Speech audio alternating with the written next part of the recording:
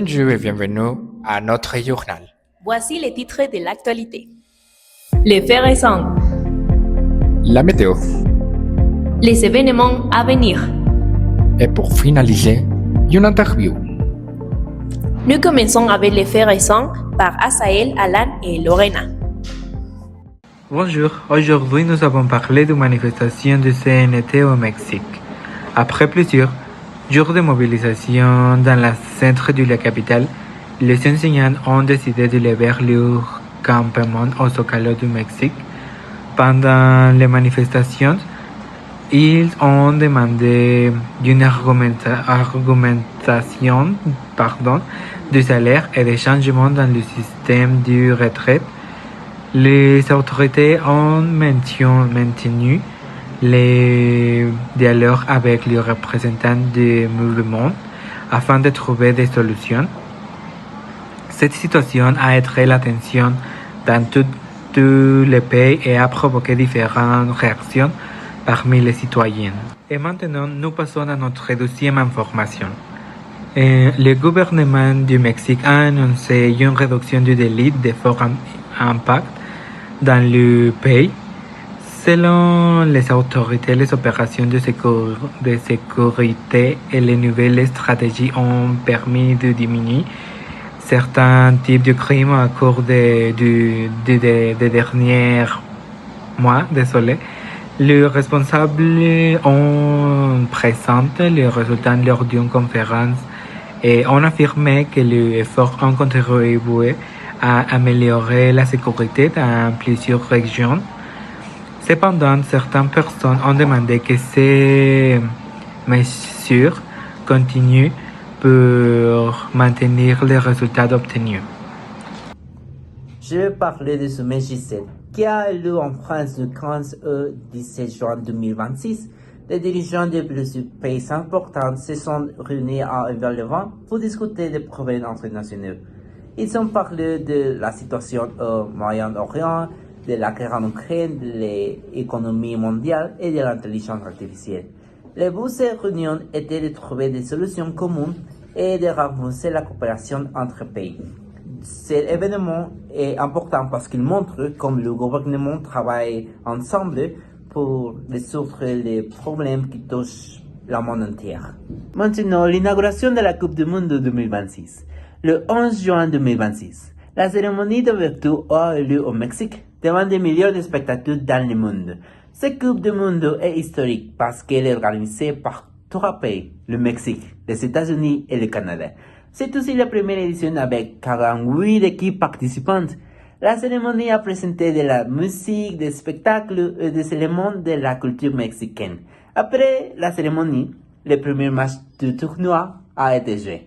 Cet événement est très important pour le Mexique car il permet de montrer sa culture au monde entier et accueillir des visiteurs de nombreux pays. Bonjour à tous et bienvenue.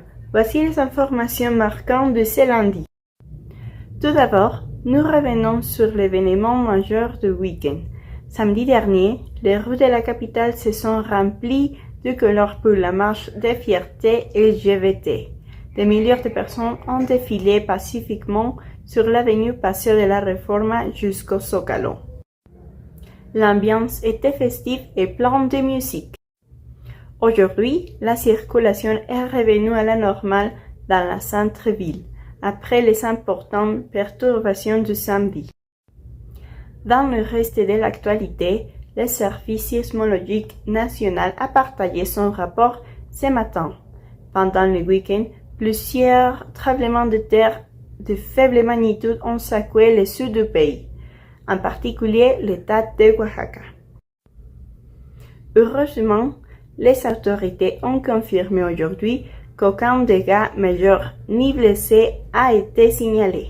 Passons maintenant à la météo par Ice et Alison. Bonjour à tous, voici le prévision météo pour la semaine prochaine dans l'État du Mexique. Le lundi, il fera beau et ensoleillé avec une température d'environ 25 degrés. Il y aura 10% de risque de pluie. Le mardi, il fera chaud avec quelques nuages et il y aura 20% de risque de pluie. Le mercredi, le ciel sera plus couvert. Il y aura quelques averses et le risque de pluie sera de 60%. Le jeudi, il fera plus faire avec beaucoup de nuages. Il y aura 40% de risque de pluie. Le vendredi pleura pendant une grande partie de la journée. Le risque de pluie sera de 80%. Le samedi, le soleil reviendra et il fera beau. Il y aura 10% de risque de pluie. Enfin, le dimanche, le temps sera chaud et ensoleillé avec seulement 5% de risque de pluie. Et ce sera tout pour la météo de la semaine prochaine. Merci pour votre attention et retour au studio. Bonjour à tous et bienvenue à la météo de cette semaine. Cette semaine, nous serons en temps variable avec des températures entre 20 et 24 degrés. Le lundi, il fera 80 degrés avec 60% de risque de pluie. Mardi, le ciel sera partiellement ensoleillé et la température atteindra 20 degrés. Mercredi, nous serons de fortes pluies avec 80% de probabilité. Jeudi, la pluie continuera et il fera environ 21 degrés. Et vendredi, le temps sera nuageux avec quelques éclaircies et une température de 23 degrés. Samedi, des averses sont attendues tout au long de la journée. Dimanche, des orages sont prévus avec une température maximale de 23 degrés. Et en général, nous serons une semaine fraîche et humide, alors n'oubliez pas votre parapluie. C'est tout pour la météo de cette semaine. Bonne semaine à tous. Et maintenant, regardons les événements à venir par Cécile, Dries et Lu. Bonjour et bienvenue, voici les actualités sportives du jour. L'année prochaine, un nouveau tournoi de football sera organisé dans la ville. Plus de 100 jeunes participeront à la compétition. Les matchs auront lieu tous les week-ends dans le stade municipal. Les équipes s'entraîneront pendant plusieurs mois pour préparer le tournoi. Les organisateurs offriront des trophées aux meilleures équipes. Les habitants viendront encourager les joueurs et profiteurs de l'événement. Les autorités pensent que ce tournoi aidera les jeunes à faire du sport et à travailler en équipe. Merci de votre attention. Bonne journée à tous. Bonsoir à tous. Ce soir, nous tournons nos regards vers l'avenir, avec des événements qui s'annoncent déjà historiques. Et nous commençons la tête dans les étoiles. En septembre prochain, l'humanité va franchir une nouvelle étape cruciale dans la conquête spatiale avec le lancement de la mission Artemis 12. 4 astronautes vont s'envoler à bord de la capsule Orion pour faire le tour de la Lune. Ce sera le premier vol habité vers notre satellite depuis plus de 50 ans. Une mission spectaculaire qui prépare le terrain pour le grand retour de l'homme et de la première femme sur le sol lunaire. Revenons sur Terre, et plus particulièrement en France, où le quotidien de millions de personnes est sur le point de changer. Le projet titanesque du Grand Paris Express s'apprête à ouvrir ses premières nouvelles lignes automatisées. Ces supermétros, les plus grandes d'infrastructures en Europe, va révolutionner la connectivité autour de la capitale. Le premier trajet commercial de la ligne 15 Sud-Pont débutera d'ici la fin de l'année, marquant le début d'une nouvelle ère pour les transports durables et l'urbanisme moderne.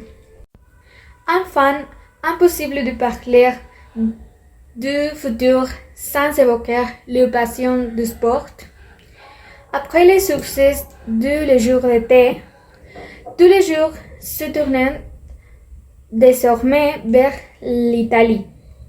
En février 2026, Milan et Cortina d'Ampezzo accueilleront le jour olympique d'hiver. Ce rendez-vous promet d'être exceptionnel, non seulement par les performances des athlètes, mais aussi par son engagement. Ce seront les premiers jours d'hiver à utiliser à 90% des infrastructures déjà existantes. Un défi majeur pour l'éco-responsabilité dans le sport de haut niveau. De la Lune aux pistes de ski italiens, en passant pour les tunnels du métro parisien, l'avenir s'annonce riche en émotions et innovations. Voilà pour les grands rendez-vous de notre futur proche. À vous les étudiants. Bonjour à tous. Aujourd'hui, nous faisons un grand voyage dans le futur. Nous allons découvrir deux projets magnifiques qui changeront la vie de notre pays. Notre premier arrêt est mai 2035. Ce jour-là, une équipe de jeunes Mexicains crée un petit robot intelligent qui s'appellera Eco Amigo. Sa mission sera très simple. Il marchera dans les parcs et les rues pour ramasser les plastiques et les papiers. Ce robot travaillera avec de l'énergie solaire. Il ne polluera pas et il aidera à nettoyer les écoles. Grâce à cette inversion, nos villes seront plus propres et plus vertes. Mais ce ne sera pas le seul changement pour la nature. Voyagerons plus loin, jusqu'en juin 2040. Cette année-là, le Mexique franchira une autre étape historique. Le gouvernement annoncera officiellement que le pays est devenu la première grande économie d'Amérique latine à utiliser 100% d'énergie propre. Grâce au grand parc solaire du désert de Sonora, le Mexique produira toute son électricité sans polluer. Dans les villes, les voitures à essence ne circuleront pas. Elles seront complètement remplacées par des véhicules électriques. Le Mexique du futur montrerait au monde entier qu'il est possible de protéger la planète avec la technologie et des idées simples. Et vous, comment imaginez-vous notre pays dans le futur?